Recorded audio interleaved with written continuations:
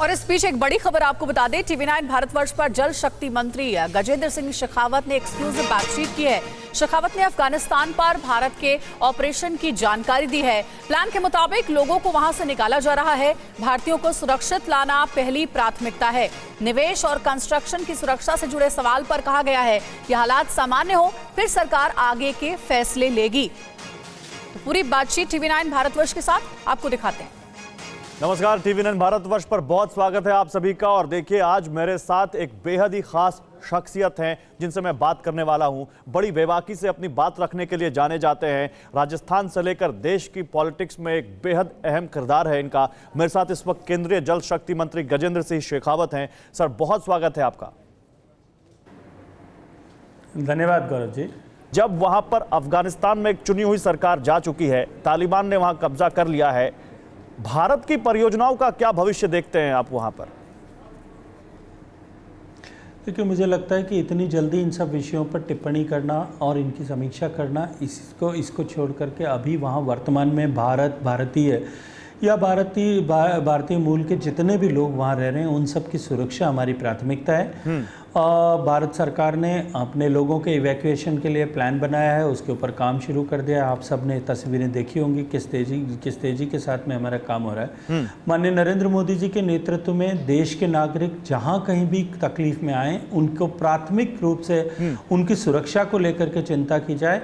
ये एक नया युग भारत में प्रारंभ हुआ है। अभी हम उन विषयों पर प्राथमिकता से काम कर रहे हैं। ये आने वाला भविष्य तय करेगा कि जो कुछ परियोजनाएं हमने प्रारंभ की है, चाबहार पोर्ट से लेकर के संसद तक जो हमारे इन्वेस्टमेंट्स हैं उनका भविष्य क्या होने वाला है।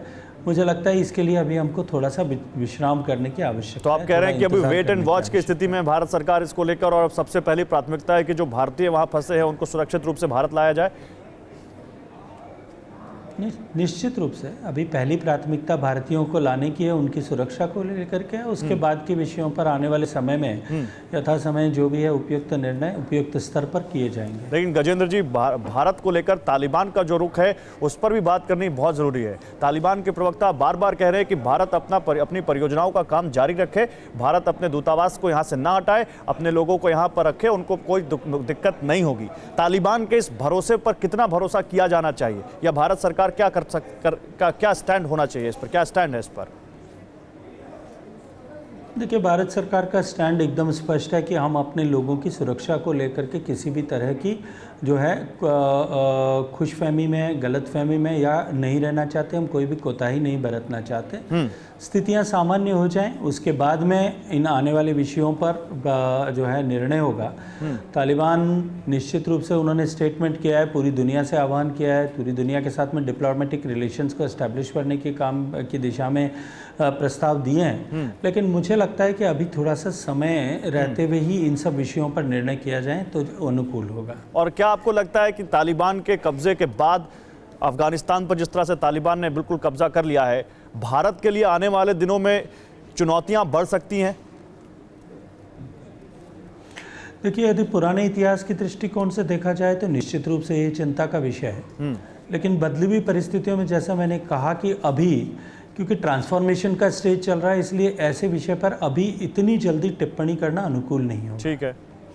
ठीक है। लेकिन मैं अब थोड़ा सा इसी को भारत को लेकर जो कांग्रेस पार्टी का जो रुख है, मैं अफगानिस्तान के मुद्दे पर, मैं उस पर आपसे सवाल लेना चाहता हूं। देखिए, कांग्रेस पार्टी की तरफ से पूछा गया है कि भारत सरकार ने, आपने कहा ना कि भारतीयों को निकालने पर हमारा फोकस है, वो सीधे पूछ रहे हैं कि जब हालात खराब थे तो आपने उसको एंटिसिपेट करते हुए पहले क्यों नहीं निकाला, और भविष्य की अब आपकी क्या रणनीति है, वो आपसे सवाल पूछ रहे हैं सीधे। देखिए, मुझे लगता है कि उनको पिछले दिनों के अखबार, समाचार पत्र, संदेश, भारत सरकार के अफगान में रहने वाले भारतीयों को दिए गए संदेशों को समीक्षा पहले करनी चाहिए। ये कांग्रेस की आदत बन गई है कि वो झूठ फैला करके, भ्रामक प्रचार करके और सरकार को बदनाम करने के एजेंडा पे ही काम करते हैं। भारत सरकार का विदेश मंत्रालय पिछले लंबे समय से, जब से पिछले 1 महीने से ये इस संकट की आहट प्रारंभ हुई थी, तब से भारत सरकार के विदेश मंत्रालय ने, दूतावास ने, सब ने इस विषय में बारंबार वहाँ रह रहे लोगों को आगाह किया था, आग्रह किया था कि स्थितियां हो सकता है खराब हो जाएं, हमको तुरंत अफगानिस्तान छोड़ देना चाहिए। कुछ लोगों ने इसका पालन भी किया, लेकिन शायद कुछ लोग किसी खुशफहमी में नहीं कर पाए, तो उनकी चिंता भी निश्चित रूप से भारत सरकार करें, माननीय मोदी जी के लिए प्राथमिकता है। अच्छा, क्योंकि मैं देश के जल शक्ति मंत्री से बात कर रहा हूं और मुझे लगता है कि अगर उनसे ये सवाल नहीं पूछा गया तो थोड़ा सा बेईमानी होगा। देश में कई जगहों पर वाटर लेवल नीचे जाने की बात है, पानी की कमी की बात है। नीति आयोग खुद कहता है कि देश के कुछ शहरों में आने वाले दिनों में पानी की बहुत ज़्यादा दिक्कत होगी।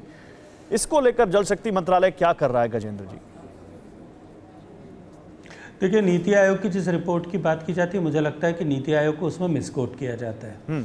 जो जिन 20 शहरों का जिक्र किया गया था, 20-21 शहरों का जिक्र किया गया था, मैं आपको सिर्फ आपके संज्ञान में लाना चाहता हूं और आपके माध्यम से देश के संज्ञान में लाना चाहता हूं कि उन 21 शहरों में से 16 शहर ऐसे हैं जिनमें पानी, ड्रिंकिंग वाटर सप्लाई जो है वो अंडरग्राउंड वाटर पर डिपेंड ही नहीं करती है। वो सरफेस वाटर ड्रिवन स्कीम्स है वहाँ। और शेष बचे हुए 5 शहर हैं, उनमें भी सरफेस वाटर से पानी तुरंत सप्लाई किया जा सकता है। अगर मैं ओवरऑल देश के आंकड़ों की बात करूँ तो अभी हाल ही में हमने 2019 का ग्राउंड वाटर स्टेटस को जो है वो रिपोर्ट को जो है वो अभी जारी किया है। 2009 से लेकर के 2019 में 10 साल में हुए परिवर्तनों की अगर मैं चर्चा करूं तो देश में जो 62% ब्लॉक्स जिनको हम जो टोटल ब्लॉक्स जिनको हम मॉनिटर करते हैं 6600 से के आसपास, उन ब्लॉक्स में से 62% ब्लॉक्स ऐसे हैं जिन ब्लॉक्स में ग्राउंड वाटर जो है उसका ट्रेंड अपवर्ड है, बढ़ रहा है। ठीक है।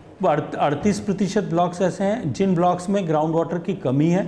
लेकिन अगर मैं पिछले 3 साल के तुलना में अगर बात करूं तो वहां भी पॉजिटिव ट्रेंड हमको दिखाई दिया है। राज्यों की सरकारों ने जिस तरह से काम किया, देश की सरकार ने माननीय मोदी जी के नेतृत्व में जिस तरह से जल को एक व्यापक जन आंदोलन बनाने का विषय में काम किया, माननीय मोदी जी ने बार बार जल के संरक्षण संचय को लेकर के जिस तरह से बात की, जल शक्ति अभियान के माध्यम से हमने क्रिटिकल डिस्ट्रिक्ट्स में जिस तरह से एक बज़ क्रिएट किया, उसका परिणाम मैं मानता हूं कि जो है ये ट्रेंड भी जो डाउनवर्ड ट्रेंड जहां था उनमें भी बहुत सारे जिले और राज्य ऐसे हैं जहां ये ट्रेंड अपवर्ड साइड में आया है। पानी ग्राउंड वाटर डिप्लीशन रुक करके ग्राउंड वाटर रिचार्ज की तरफ जो है वो बढ़ने लगे हैं।